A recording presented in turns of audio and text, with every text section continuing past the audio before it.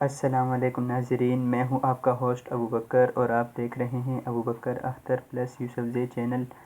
ناظرین، آج میں آپ کو 3 احادیث کے بارے میں بتاؤں گا۔ نمبر 1، وہ حدیث جس میں بتایا گیا ہے کہ وہ کون سی ایسی 3 باتیں ہیں کہ جو اگر کسی انسان میں آ جائیں تو اس کو ایمان کا مزہ پا لے گا۔ اور ناظرین، نمبر 2 یہ کہ کون سا اسلام بہتر ہے، اور نمبر 3 یہ کہ کون سا عمل افضل ہے۔ تو ناظرین، یہ میں آپ کو آج حدیث کی روشنی میں بتاؤں گا۔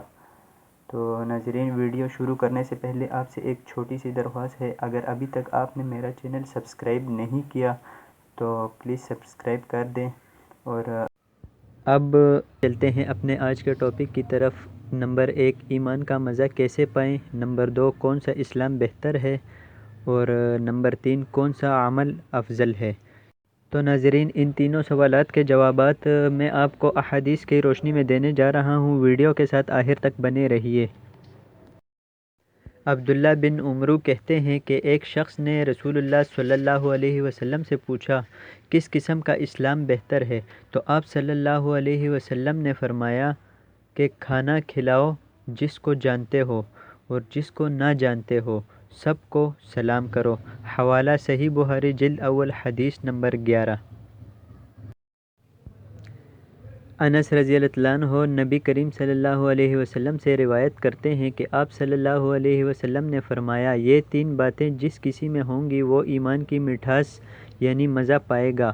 اللہ اور اس کے رسول صلی اللہ علیہ وسلم اس کے نزدیک تمام ما سوا سے زیادہ محبوب ہوں، یعنی پوری دنیا سے زیادہ محبوب ہوں، اور جب کسی سے محبت کرے تو صرف اللہ ہی کے لیے کرے، اور کفر میں واپس جانے کو ایسا برا سمجھے جیسے آگ میں ڈالے جانے کو۔ حوالہ صحیح بخاری جلد اول حدیث نمبر 15۔ ابو ہریرہ رضی اللہ عنہ سے روایت ہے کہ رسول اللہ صلی اللہ علیہ وسلم سے پوچھا گیا، کون سا عمل افضل ہے؟ تو آپ صلی اللہ علیہ وسلم نے فرمایا کہ اللہ تعالیٰ اور اس کے رسول پر ایمان لانا۔ کہا گیا، پھر کون سا؟ آپ صلی اللہ علیہ وسلم نے فرمایا کہ اللہ تعالیٰ کی راہ میں جہاد کرنا۔ کہا گیا، اس کے بعد کون سا؟ تو آپ صلی اللہ علیہ وسلم نے فرمایا کہ حج مبرور، یعنی کہ مقبول حج۔ حوالہ صحیح بخاری جلد اول حدیث نمبر 25۔